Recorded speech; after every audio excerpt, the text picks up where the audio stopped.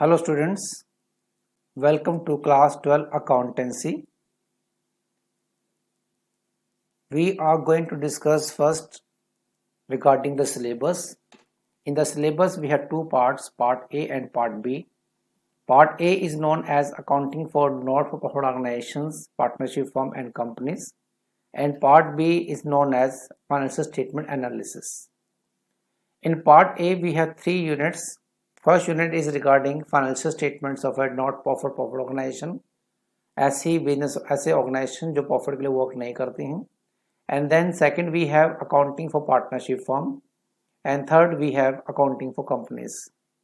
And these units carry 10 marks, 30 marks and 20 marks. This way we have part A for 60 marks.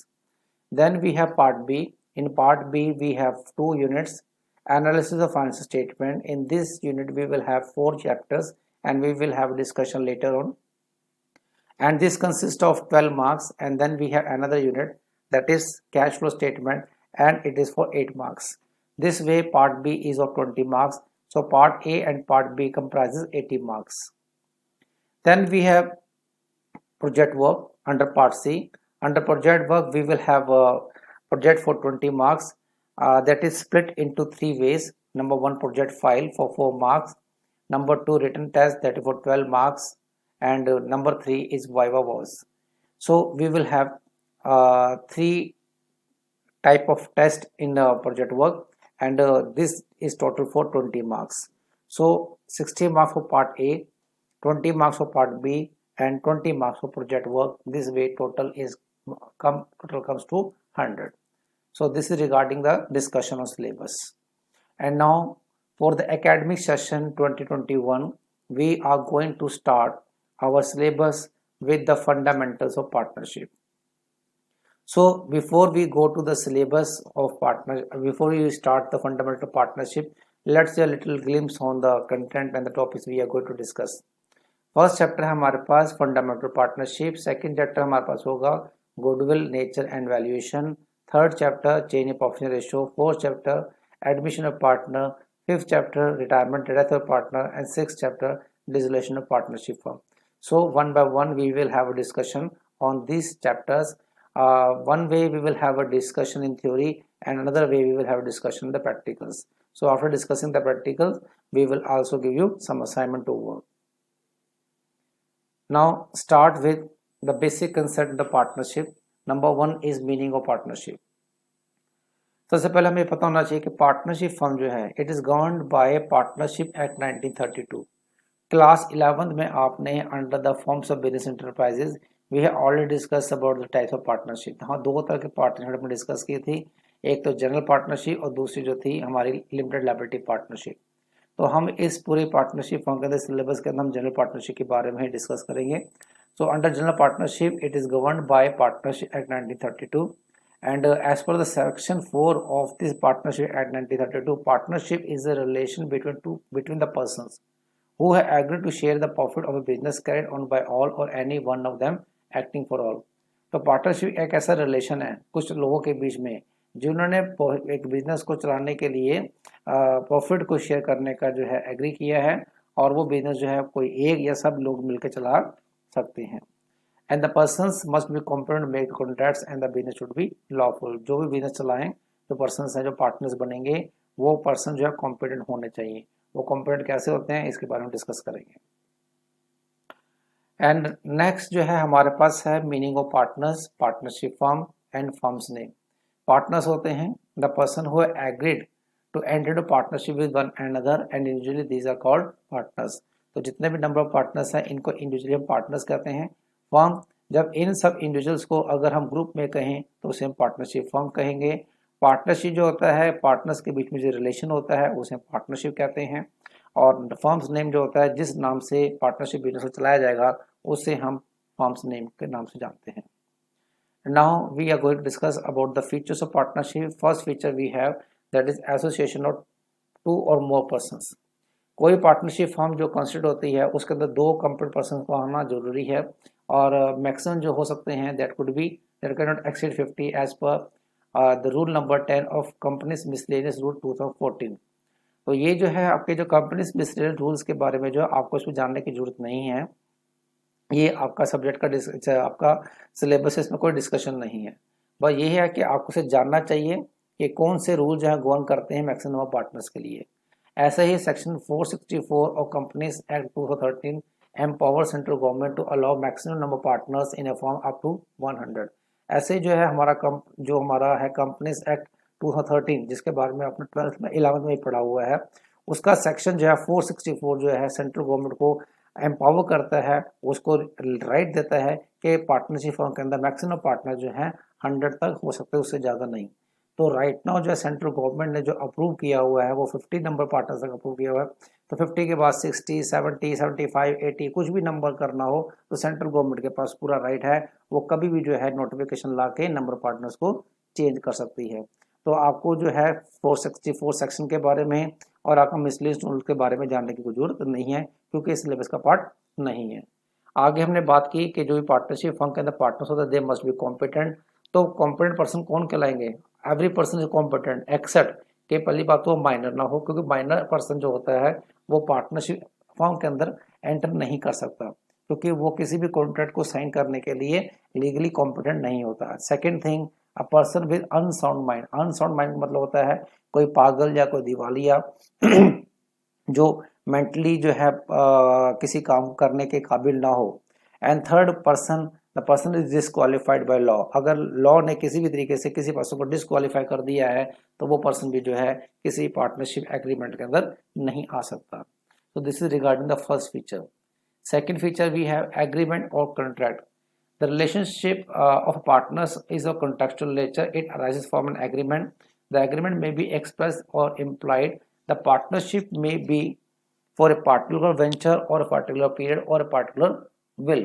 तो ये हमने जो 11th में भी हमने पढ़ा था कि पार्टनर्स जो होते हैं उनके बीच में जो पार्टनरशिप फर्म जो होती है वो किसी पर्पस के लिए हो सकती है, किसी पार्टिकुलर पीरियड के लिए हो सकती है, किसी विल के ऊपर भी हो सकती है। तो विल का मतलब जो होता है कि कोई भी पार्टनर जो है, ऐसे मान लो 3 पार्टनर्स है तो उनमें से कोई पार्टनर जो है कोई भी अपनी इच्छा जाहिर करे तो पार्टनरशिप फर्म को वो बंद भी करवा सकता है। और जो पार्टनरशिप एग्रीमेंट है वो कैसे हो सकता है? वो एक्सप्रेस हो सकता है, मतलब राइटिंग फॉर्म में हो सकता है, और इम्प्लाइड फॉर्म में भी हो सकता है। अब एक्सप्रेस क्या है और इम्प्लाइड क्या है, इसके बाद नीचे लिखा हुआ है। एक्सप्रेस और साइलेंट मतलब साइलेंट कंटेंट, और एक्सप्रेस इनडायरेक्टली।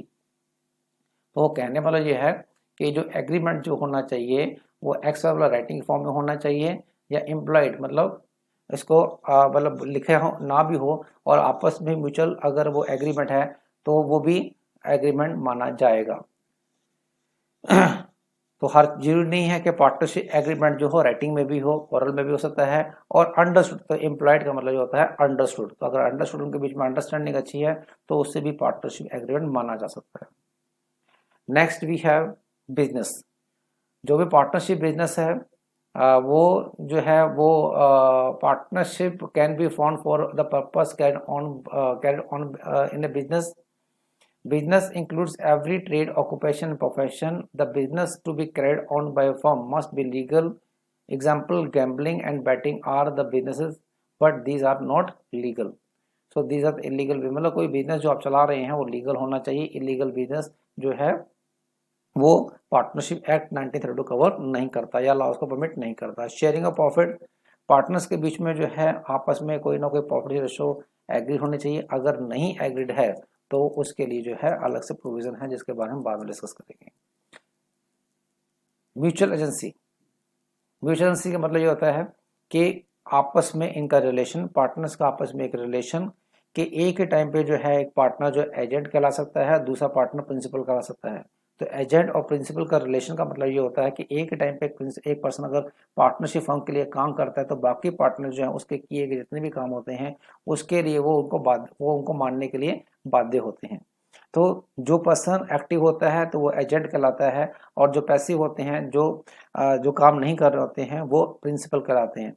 तो कभी एक पार्टनर जो है प्रिंसिपल का रोल प्ले कर सकता है, तो कभी वही सेम पार्टनर जो है वो एजेंट का रोल प्ले कर सकता है। इसका मतलब यह है कि पार्टनर्स के बीच में आपस में इतनी अंडरस्टैंडिंग होती है, कोई भी एक पार्टनर जब बाकी पार्टनर के बिहाफ पे कोई डिसीजन ले सकता है कि अनलेस और अनटिल वो डिसीजन इतना कोई इंपॉर्टेंट ना हो कि बाकी के पार्टनर से उनका व्यू लेना जरूरी हो। तो रेगुलर रूटीन के जो भी नेचर के जो भी एक्टिविटीज होती हैं वो हर पार्टनर परफॉर्म कर सकता है और बाकी पार्टनर्स उन एक्टिविटी को एक्सेप्ट करने के लिए कंपेल्ड होते हैं।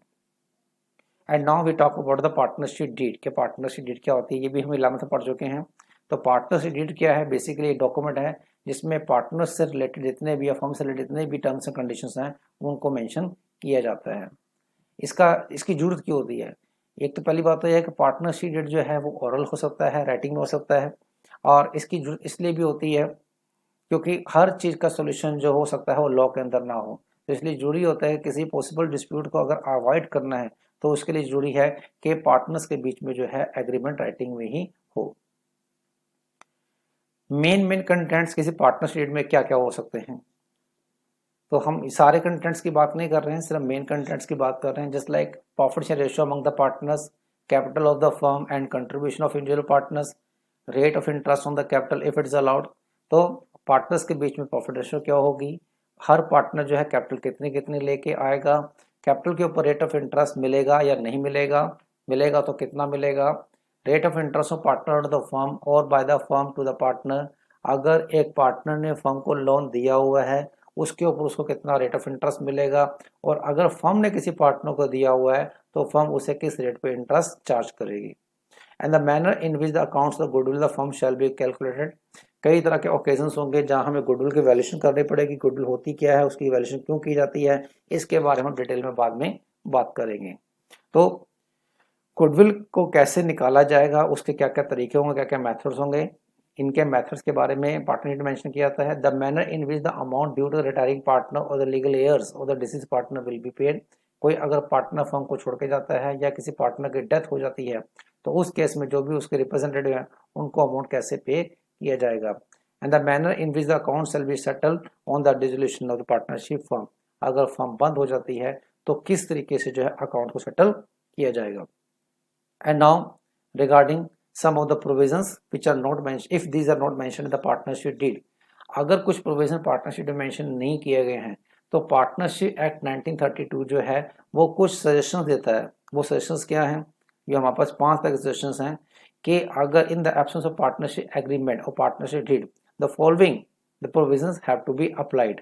Number 1, profit share ratio. अगर पार्टनरशिप डीड के अंदर प्रॉफिट शेयर रेशो के बारे में मेंशन नहीं है तो पार्टनर्स के बीच में जो प्रॉफिट रेशो इक्वल मानी जाएगी। Number 2, interest on drawing. अगर इंटरेस्ट ऑन ड्राइंग के बारे में मेंशन नहीं है तो किसी पार्टनर से उनकी ड्राइंग के ऊपर इंटरेस्ट चार्ज नहीं किया जाएगा। इंटरेस्ट ऑन कैपिटल, कैपिटल के ऊपर कोई भी इंटरेस्ट नहीं दिया जाएगा। Interest on loan advance bye partner, अगर किसी पार्टनर ने फर्म को लोन दिया हुआ है तो उसके ऊपर 6% पर एनम के हिसाब से इंटरेस्ट जो है फर्म उसको देगी। और इस तरह से अगर किसी फर्म ने अगर किसी पार्टनर को लोन दिया हुआ है तो उसके ऊपर जो है रेट ऑफ इंटरेस्ट वही होगा जो पार्टनर आपस में म्यूचुअली एग्री करेंगे। अदरवाइज फर्म किसी पार्टनर से इंटरेस्ट चार्ज नहीं करेगी उस लोन के ऊपर जो कि लोन एक फर्म ने पार्टनर को दिया हुआ है। सैलरी और कमीशन, किसी भी पार्टनर को किसी भी तरह के एक्स्ट्रा वर्क के लिए कोई सैलरी या कमीशन पे नहीं होगी। तो ये तो हो गया हमारा पार्टनरशिप एक्ट के कुछ प्रोविजंस अगर पार्टनरशिप डीड अगर नहीं बनाई गई हो। अब हमारा जो मेन काम जो शुरू होता है that is the preparation of final accounts of partnership firm. Class 11 के अंदर आपने फाइनल अकाउंट्स बनाए थे of the sole proprietorship firm. In that case, there was only one person who was the owner, who was entitled to receive the whole profit and he was also responsible to bear all the losses. तो उस case में जो है partnership final account बनाने में कोई दिक्कत परेशानी नहीं थी, लेकिन उसी सेम पैटर्न के ऊपर जो है हम पार्टनरशिप फर्म्स के अकाउंट्स नहीं बना सकते, हमें कुछ ना कुछ मॉडिफिकेशन करना होगा।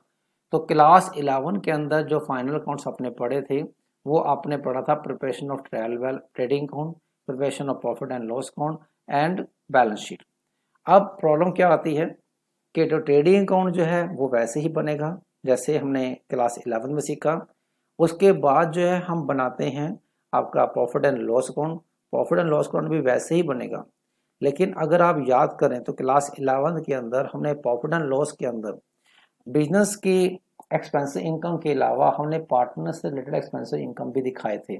Just like interest on capital हमने दिखाया था जो कि हमने प्रॉफिट एंड लॉस अकाउंट के डेबिट में दिखाया था, और कैपिटल में उसे ऐड करके दिखाया था। इंटरेस्ट ऑन ड्राइंग हमने प्रॉफिट एंड लॉस अकाउंट के क्रेडिट में दिखाई थी और हमने कैपिटल में से बैलेंस शीट में से माइनस करके दिखाई थी। तो हमने क्या किया था कि ट्रेडिंग अकाउंट के अंदर जितने भी हमारे डायरेक्ट एक्सपेंसेस डायरेक्ट इनकम होती है वो दिखाते हैं। प्रॉफिट एंड लॉस अकाउंट के अंदर जितने भी बिजनेस या प्रोडक्शन से related indirect expenses indirect income वो दिखाते हैं, प्लस प्रोप्राइटर्स रिलेटेड जो भी expense as a interest on capital और income as a interest on drawing हम वो भी दिखाते हैं। लेकिन जब दो या दो से ज़्यादा पर्सन जब काम करेंगे तो हम क्या करेंगे, जितने भी पार्टनर्स से रिलेटेड एक्सपेंसेस हैं और पार्टनर्स से जितने भी इनकम्स हैं इनको एक सेपरेट अकाउंट में शो किया जाएगा और उस अकाउंट का नाम होगा profit and loss appropriation account.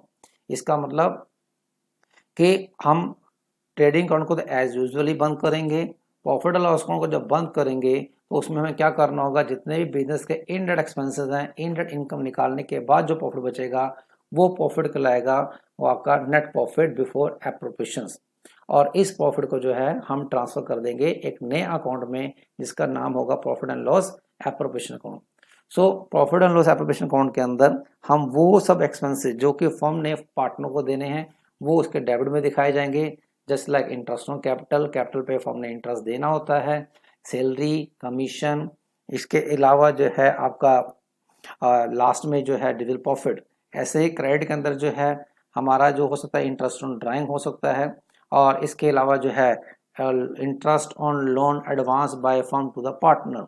अगर फर्म ने पार्टनर को लोन दिया उसके ऊपर इंटरेस्ट भी हो सकता है तो वो भी P N L application account के क्रेडिट में आ सकता है।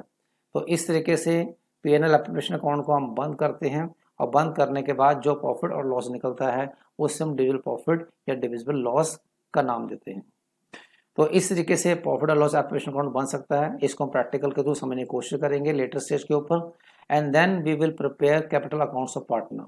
आप इनकी जरूरत क्यों है, क्योंकि क्लास 11th के अंदर आपके पास एक ही पार्टनर एक ही प्रोप्राइटर था जिसका एक ही कैपिटल था और उसी कैपिटल के अंदर हमने हर तरह की एडजस्टमेंट की थी। आपको याद होगा कि बैलेंस शीट के अंदर हम ओपनिंग कैपिटल लेते हैं, उसी में हम नेट प्रॉफिट को ऐड करते हैं या नेट लॉस को माइनस करते हैं, ड्राइंग को हम माइनस करते हैं, इंटरेस्ट ऑन कैपिटल को ऐड करते हैं और इंटरेस्ट ऑन ड्राइंग को हम माइनस करते हैं। लेकिन दो या दो से ज़्यादा अगर प्रोप्राइटर हो जाएं तो क्या हम बैलेंस शीट के अंदर उन सभी कैपिटल अकाउंट को दिख पाएंगे।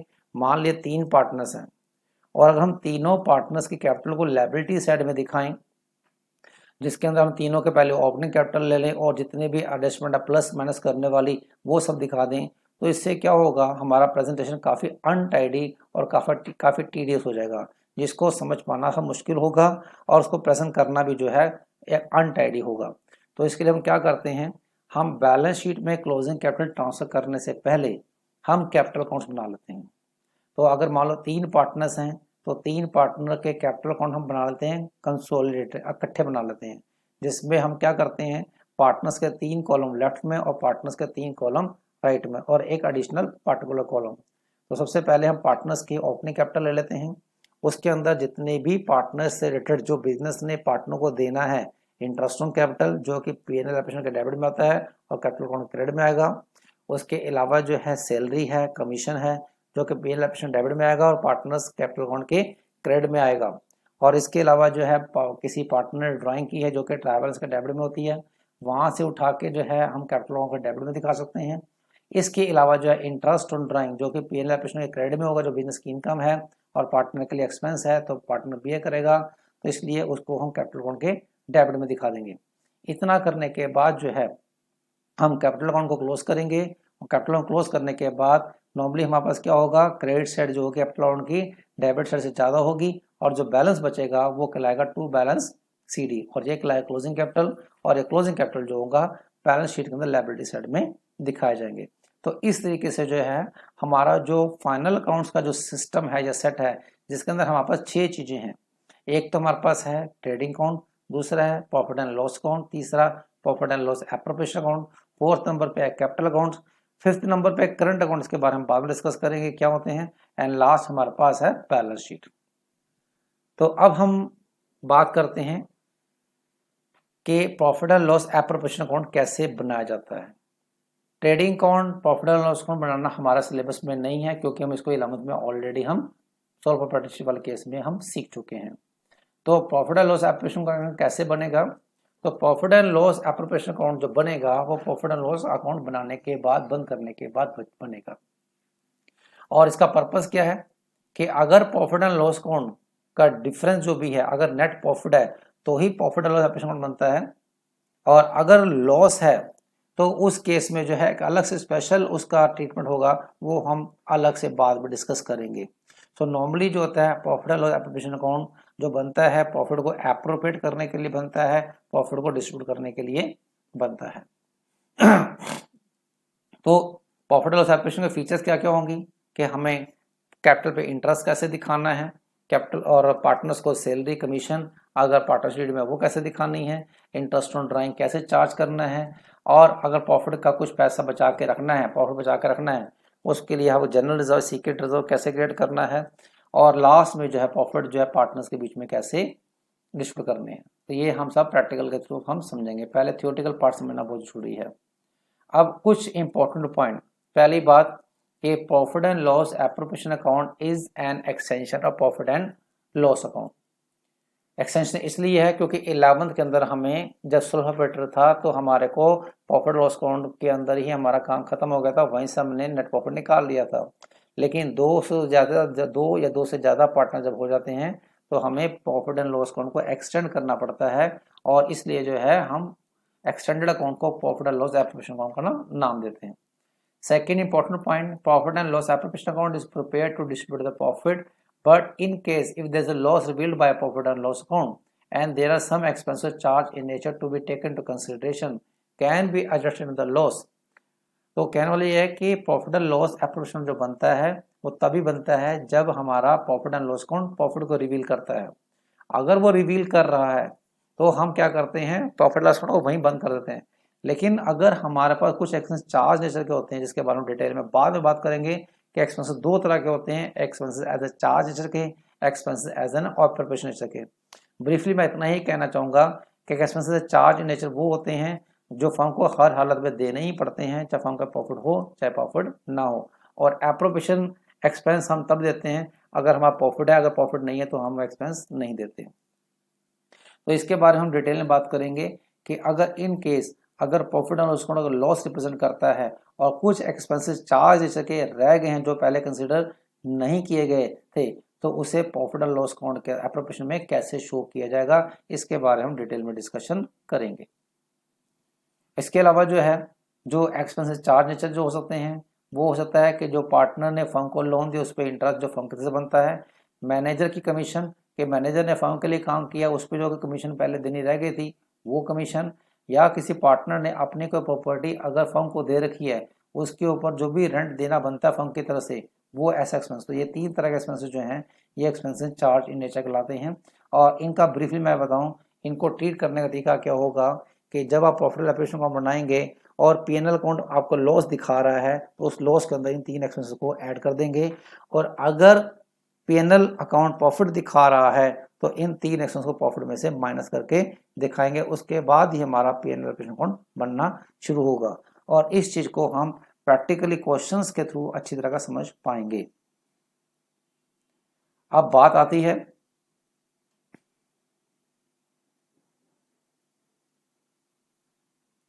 आगे, जो बात आती है वो आती है एंट्रीज, जनरल एंट्रीज कैसे बनती हैं। कि सबसे पहले तो बात आती है for the purpose of transfer of net profit from profit and loss account to profit and loss appropriation account. Profit and loss account के अंदर नेट प्रॉफिट तब होता है जब क्रेडिट से डेबिट साइड से ज्यादा होती है, तो उस केस में डेबिट साइड नेट प्रॉफिट लिखा जाता है, और उसकी जो जनरल एंट्री बनती है वो बनती है profit and loss account debit to profit and loss appropriation account. तो प्रॉफिट लॉस अकाउंट के डेबिट में तो लिखा था to profit and appropriation account, और प्रॉफिट एंड एप्रोप्रिएशन अकाउंट के क्रेडिट में लिखा जाता है by profit and loss account bracket में नेट प्रॉफिट। और ऐसे ही अगर पीएनएल अकाउंट अगर लॉस रिप्रेजेंट कर रहा है तो लॉस वाले केस में एंट्री उल्टी हो जाएगी, तो उल्टी रिवर्स एंट्री क्या हो जाएगी, profit and loss appropriation account debit to profit and loss account. तो प्रॉफिट लॉस अकाउंट के क्रेडिट में by profit and loss appropriation लिखा जाता है, और प्रॉफिट एंड एप्रोप्रिएशन अकाउंट के डेबिट में to profit and loss account लिख के ब्रैकेट में नेट लॉस लिखा जाता है। उसके बाद कुछ एक्सपेंसेस जो फर्म ने पार्टनर को देने हैं, जस्ट लाइक पहला है प्रोवाइडिंग इंटरेस्ट ऑन कैपिटल। तो कैपिटल जो पार्टनर्स ने बिजनेस को में लगा रखी है उसके ऊपर इंटरेस्ट फर्म की तरफ से देना बनता है, अगर पार्टनरशिप डीड में मेंशन है तो अगर फर्म पार्टनर्स को कैपिटल पे इंटरेस्ट देती है तो वो कैपिटल पे इंटरेस्ट अलाउ करती है, कैश में पे नहीं करती है, क्योंकि बिजनेस ने जब भी किसी पार्टनर को कुछ देना होता है या कुछ लेना होता है वो हमेशा कैपिटल में ही एडजस्ट होता है। तो अगर फर्म पार्टनर्स को कैपिटल पे इंटरेस्ट देती है तो वो इंटरेस्ट जो है बिजनेस के लिए एक्सपेंस है। जैसे ही अगर लोन है, अगर बिजनेस ने बाहर किसी बैंक से लिया हुआ है तो लोन पे इंटरेस्ट देने की एंट्री होती है, interest on loan account debit to bank, तो बैंक का बैलेंस कम हो जाता है और इंटरेस्ट ऑन लोन बिजनेस के लिए एक्सपेंस बन जाता है। सिमिलरली यहाँ जो कैपिटल पे जो इंटरेस्ट है, इंटरेस्ट ऑन कैपिटल बिजनेस के लिए एक्सपेंस है, इसलिए इंटरेस्ट ऑन कैपिटल डेबिट हो जाएगा, लेकिन जो क्रेडिट होगा वो बैंक नहीं होगा, कैश नहीं होगा, बल्कि कैपिटल में एडजस्ट होगा और कैपिटल बढ़ जाएगी, इसलिए एंट्री जो बनेगी interest on loan account debit, interest on capital account debit to partners capital account.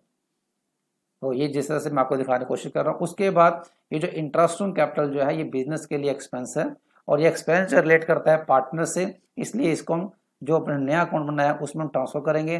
तो पहले इंटरेस्ट ऑन कैपिटल को डेबिट किया था, इसको खत्म करने के लिए इसको क्रेडिट करेंगे और डेबिट कर देंगे profit and loss appropriation account.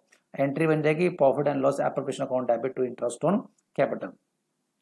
इसी तरीके से अगर बिजनेस पार्टनरशिप फर्म पार्टनर्स को सैलरीज प्रोवाइड करती है या कमीशन देती है या बोनस देती है तो उस केस में क्या होगा, ये जो सैलरी है, ये कमीशन है, ये बोनस है, ये फर्म के लिए एक्सपेंसेस हैं। तो फर्म के लिए जो एक्सपेंसेस हैं तो ये एक्सपेंसेस होते हैं बाय नेचर डेबिट होते हैं और फर्म ने देना है तो कैपिटल में एडजस्ट किया जाएगा, तो कैपिटल में एडजस्ट करने के लिए कैपिटल को क्रेडिट किया जाएगा। तो जब पार्टनरशिप फर्म कैपिटल पे सैलरी प्रोवाइड करेगी, एंट्री बनेगी partner salary account debit to partners capital account, और इस सैलरी को हम राइट ऑफ करेंगे, खत्म करेंगे। तो खत्म करेंगे, पहले हमने डेबिट किया था बाद में से क्रेडिट करेंगे, तो एंट्री हो जाएगी profit and loss appropriation account debit to partners salary. तो इसी तरीके से जो आपका जो पॉइंट नंबर 4 है उसमें एंट्री बिल्कुल सेम रहेंगी। अगर कमीशन या बोनस देना है तो कमीशन और बोनस डेबिट हो जाएंगे, कैपिटल क्रेडिट हो जाएगी, और जब राइट ऑफ करोगे तो पे लेफ्ट डेबिट हो जाएगा और बोनस कमीशन क्रेडिट हो जाएंगी। अब इसके बाद और चार्ज इंटरेस्ट ऑन ड्राइंग, जब बिजनेस ड्राइंग के ऊपर इंटरेस्ट चार्ज करेगा, जब बिजनेस इंटरेस्ट चार्ज करेगा तो ये बिजनेस के लिए इनकम बनेगा। और चार्ज किससे करना है, पार्टनर से। तो पार्टनर से हम कुछ भी चार्ज करते हैं कैश के फॉर्म में चार्ज नहीं करते हैं, बल्कि क्या करते हैं उनके कैपिटल को इफेक्ट करते हैं। तो कैपिटल को जो इफेक्ट करते हैं कैपिटल का बैलेंस हो जाएगा कम, तो कैपिटल बैलेंस जब कम हो जाए कैपिटल को कर देंगे डेबिट, और इंटरेस्ट ऑन ड्राइंग बिजनेस के लिए इनकम है उसे कर देंगे credit. So entry would be partners capital account debit to interest on drawing, और उसके बाद इंटरेस्ट ऑन ड्राइंग बिजनेस के लिए इनकम है and it will transfer to profit and appropriation account, entry बन जाएगी interest on drawing account debit to profit and loss appropriation account. And then उसके बाद जो बात आती है for the transfer a part of profit to general reserve, अगर profit का पार्ट अगर जनरल रिजर्व में ट्रांसफर की जाता है, अगर कुछ पार्ट ऑफ प्रॉफिट रख लिया जाता है, मतलब पूरा प्रॉफिट जो बचता है वो पार्टनर में डिस्ट्रीब्यूट करने की बजाय उसमें से कुछ पार्ट जो है अपने फाइनेंशियल पोजीशन को और स्ट्रॉन्ग करने के लिए अगर रख लिया जाए, जस्ट लाइक हमने रिजर्व प्रोविजन डेफिनेशन चैप्टर में पढ़ा था। तो अगर प्रॉफिट का पार्ट रिटेन किया जाता है तो प्रॉफिट का पार्ट जब रिटेन किया जाएगा तो प्रॉफिट कम हो जाएगा। प्रॉफिट कम कब होगा, जब वो एक्सपेंस बनेगा। एक्सपेंस कहाँ आएगा, P&L एप्लीकेशन के डेबिट में आएगा, इसलिए एंट्री बन जाएगी profit and loss appropriation account debit to general reserve. तो डेबिट में दिखाने से प्रॉफिट कम हो गया और जनरल रिजर्व हमने क्रेडिट कर दिया, एक नया अकाउंट ओपन हो गया और इसका बैलेंस क्रेडिट है। और कोई भी क्रेडिट बैलेंस जब तक खत्म नहीं होता वो लायबिलिटी में जाता है, और कोई भी डेबिट बैलेंस जब तक खत्म नहीं होता वो असेट का पार्ट बन के रहता है। तो ये जनरल रिजर्व हमने जो क्रिएट किया ये यहाँ से उठ के लायबिलिटी साइड में चला जाएगा। और इसके बाद हमने क्या करना है, हमने profit and loss appropriation account को बंद करना है। बंद करने के लिए क्या देखना है कि स्टार्टिंग हमने क्या लिया, स्टार्टिंग में लिया नेट प्रॉफिट, उसके बाद हमने दिखाया इंटरेस्ट ऑन ड्राइंग, और डेबिट हमने दिखाया नेट लॉस, और उसके बाद हमने क्या दिखाया इंटरेस्ट ऑन कैपिटल। अच्छा, नेट लॉस को यहाँ पे इग्नोर कर दीजिए, हम उसके बाद में डिस्कस करेंगे। फिर हमने दिखाया सैलरी, फिर कमीशन, ये बोनस, और इसके बाद अगर क्रेडिट साइड डेबिट साइड ज़्यादा है तो आपका डिविजिबल प्रॉफिट कहलाएगा, और डेबिट साइड क्रेडिट से ज़्यादा है वो रेयर केस में होगा, इसको हम फिर डिटेल में डिस्कस करेंगे कि जब एक्सपेंसेस चार्ज नेचर के होंगे। तो अगर क्रेडिट साइड डेबिट से ज़्यादा तो नेट डिविजिबल प्रॉफिट कहलाएगा, और डेबिट साइड क्रेडिट से ज़्यादा तो नेट डिविजिबल लॉस कहलाएगा। तो प्रॉफिट वाले केस में प्रॉफिट जो होगा वो कैपिटल में जाएगा, तो कैपिटल जब जाएगा कैपिटल बढ़ेगी, कैपिटल को बढ़ाने के लिए कैपिटल को क्रेडिट किया जाएगा और डेबिट किया जाएगा profit and loss appropriation account को। तो एंट्री बन जाएगी profit and loss appropriation account debit to partners capital account. और अगर लॉस होगा तो लॉस वाले केस में कैपिटल कम हो जाएगी, तो इसलिए पार्टनर्स कैपिटल अकाउंट को हम डेबिट करेंगे और प्रॉफिट एंड एप्रोप्रिएशन अकाउंट को क्रेडिट करेंगे। बस एक चीज़ थोड़ी सी और इसमें जो बात आ जाती है कि कैपिटल जो होती है दो तरह से मेंटेन की जाती हैं। कैपिटल्स का as a fix nature maintain किया जाता है, कैपिटल का as a fluctuate nature maintain किया जाता है। इसके बाद डिटेल में थोड़ा डिस्कशन हम नेक्स्ट क्लास में कर पाएंगे। अभी फिलहाल हम ये कह सकते हैं कि कैपिटल अगर फिक्स नेचर की है तो दो अकाउंट बनाए जाते हैं, एक तो कैपिटल अकाउंट्स और एक करंट अकाउंट्स। कैपिटल अकाउंट बनाए जाते हैं जब कैपिटल में कोई चेंज ना कर रही हो। करंट अकाउंट जितने भी हमारे एप्लीकेशन होते हैं उनको एडजस्ट करने के लिए करंट अकाउंट बना देते हैं। तो जब पार्टनर डिसाइड करते हैं कि कैपिटल में उनके चेंज ना हो, ईयर आफ्टर ईयर उनकी कैपिटल एज इट इज है उसमें चेंज ना हो, तो वो फिक्स कैपिटल सिस्टम मेंटेन करते हैं। और जब पार्टनर्स इस बात बॉदर नहीं करते कैपिटल में क्या चेंज आएगा, तो देन वो फ्लक्चुएटिंग कैपिटल सिस्टम मेंटेन करते हैं। और फ्लक्चुएटिंग कैपिटल सिस्टम के अंदर सिर्फ एक ही अकाउंट बनता है और उसका नाम है पार्टनर्स कैपिटल अकाउंट। तो ये तो हो गया हमारा regarding the passing of entries related to profit and loss appropriation account. तो इस तरीके से हमने देखा कि प्रॉफिट एंड एप्रोप्रिएशन अकाउंट जो नेट प्रॉफिट से स्टार्ट होता है और डिविजिबल प्रॉफिट पे जाके खत्म हो जाता है। अब वही जो एंट्री हमने सीखी हैं उसको फॉर्मेट समझने की कोशिश करते हैं कि स्टार्टिंग में आप देख रहे हैं, स्टार्टिंग में आपके पास क्या है, स्टार्टिंग में आपके पास नेट प्रॉफिट है जो कि हमने पीएनएल के डेबिट से लिया, और उसमें से एक्सपेंसेस चार्ज नेचर हम दिखाएंगे, माइनस करेंगे। अगर ये पहले स्किप हो गए हैं, पहले अगर उनको भूल चुके हैं तो इसके बारे में अलग से क्वेश्चन के थ्रू हम समझने की कोशिश करेंगे। उसके बाद इंटरेस्ट ऑन ड्राइंग जो पार्टनर्स से हमने चार्ज की हैं, और डेबिट में interest on capital, commission, partner salary और कुछ प्रॉफिट जनरल रिजर्व रखा है तो, और उसके बाद क्रेडिट से डेबिट से ज़्यादा है तो प्रॉफिट कैपिटल अकाउंट में जाएगा तो टू कैपिटल अकाउंट लिखा जाएगा, और दो पार्टनर दो के बीच में डिस्ट्रीब्यूट हो जाएगा, तीन और तीन में डिस्ट्रीब्यूट हो जाएगा। और अगर डेबिट क्रेडिट से ज़्यादा है तो लॉस कहलाएगा और कैपिटल अकाउंट पे डेबिट हो जाएगा। तो इस तरीके से ये हमारा हो गया format of profit and loss appropriation account. अब इसके बाद यहाँ जो हमने अज्यूम किया है कि पार्टनर्स दो ही हैं, ए और बी, और ए और बी जो हैं इनको सैलरी मिलती है और बी को कमीशन मिलती है। और ये जो कुछ एक्सपेंसेस हैं जो कि इंटरेस्ट ऑन लोन है, जो कि लोन पार्टनर ने फर्म को दिया हुआ है, मैनेजर कमीशन है, और रेंट पे टू ए पार्टनर जो कि पार्टनर ने एक फर्म को प्रॉपर्टी दी हुई है तो उसके ऊपर रेंट जो बनता है। ये तीनों एक्सपेंसेस जो है चार्ज नेचर के हैं जो कि प्रॉफिट लॉस अकाउंट के डेबिट में आने चाहिए, लेकिन प्रॉफिट एंड लॉस अकाउंट पहले से ही बंद कर चुके होते हैं, तो इसलिए उनमें प्रॉफिट लॉस अकाउंट में इनको दोबारा दिखाना डिफिकल्ट टास्क और ठीक भी नहीं है। तो इसलिए बेहतर क्या है कि अगर ये एक्सपेंसेस हमने चार्ज एक्सपेंसेस अगर प्रॉफिट लॉस अकाउंट के डेबिट में दिखाए होते तो हमारा नेट प्रॉफिट कम होता। इसलिए हम क्या करते हैं, जो एक्सपेंसेस चार्ज नेचर के जो पहले छूट गए हैं वो हम क्या करते हैं नेट प्रॉफिट में से हम उनको एक एक करके माइनस करते हैं। इस तरीके से हमारे पास जो नेट प्रॉफिट जो आता है जो वो ही बन जाता है जो कि प्रॉफिट लॉस अकाउंट से निकलना चाहिए था, मिलना चाहिए था अगर आपने एक्सपेंसेस चार्जेस के दिखा दिए हों। बाकी डिटेल प्रैक्टिकल के थ्रू हम इसको अच्छी तरह समझ पाएंगे।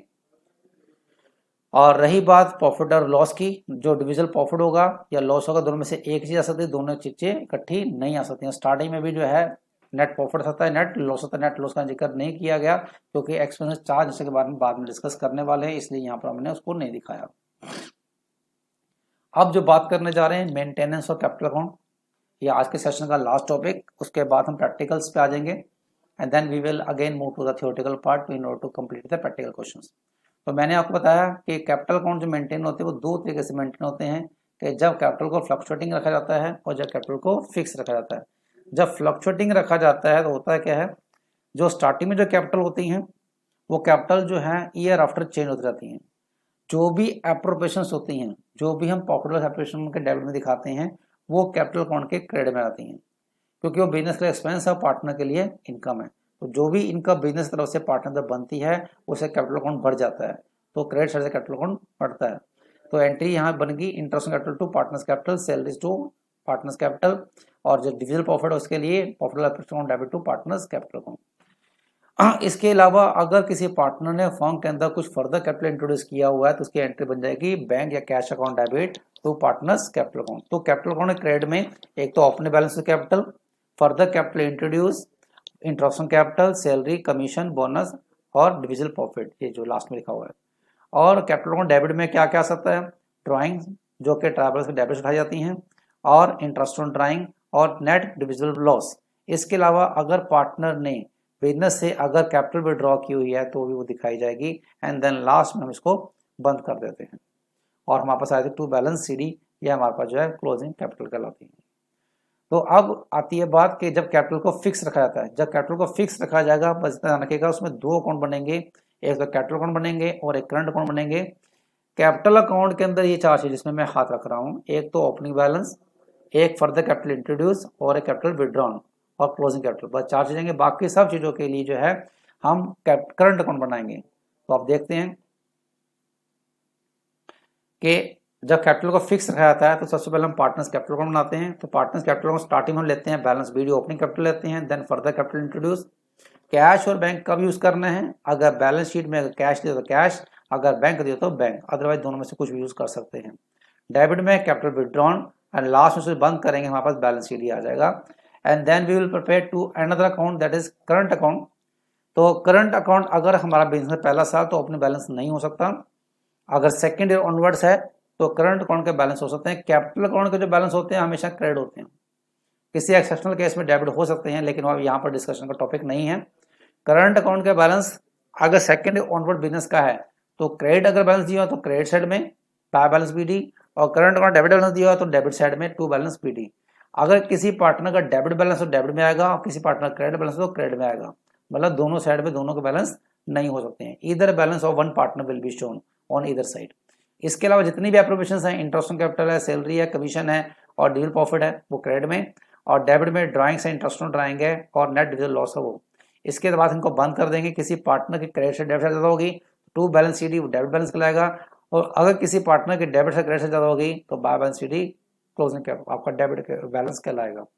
तो इस तरीके से जो है हमने सीख लिया कि प्रॉफिट ऑपरेशन अकाउंट कैसे बनता है, उसके बाद कैपिटल अकाउंट या करंट अकाउंट या आपके दोनों कैसे बनते हैं और इनको कैसे शो किया जाता है। So I hope everything whatever we had discussed in today's session it's clear to all of you. Thank you for watching.